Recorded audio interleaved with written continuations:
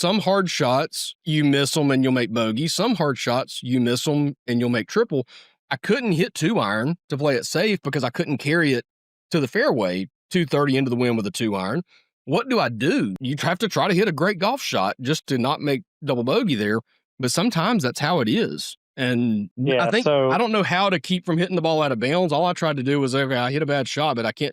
There's nothing I could have done differently. Let's not let it ruin the rest of the round. Play as well as I can. So if you've ever looked into Decade, Scott Fawcett has like this decision tree map of when to hit driver, when to not, because he's primarily hit driver whenever and wherever possible, right? It's kind of his thing. Because the closer you are to the hole, I like him.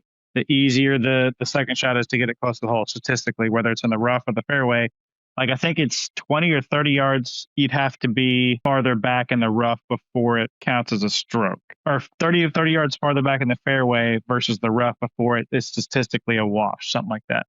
Any far closer than that, you're technically gaining.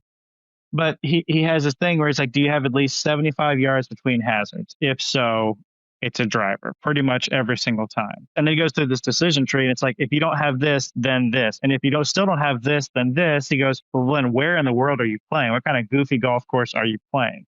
And a lot of times it does feel like there's some holes where I've done the analysis on them at some of these courses, these neighborhood courses, right, where there's out of bounds everywhere because of houses, where you look at it and you're like, this is one of those holes where he would be like, where the hell are you playing? This is stupid, right?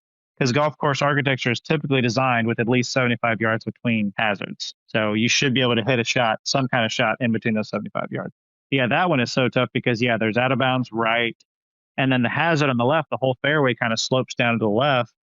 And then if you do have to take a drop in the hazard, you're on an upslope with trees in your backswing, trying to hit up a hill that you can't even see the target. Yeah, it's just a really hard hole. Yeah, sometimes there's just holes like that. There's just nothing you do. We like to measure ourselves against the pros, and I'm not trying to take away from them.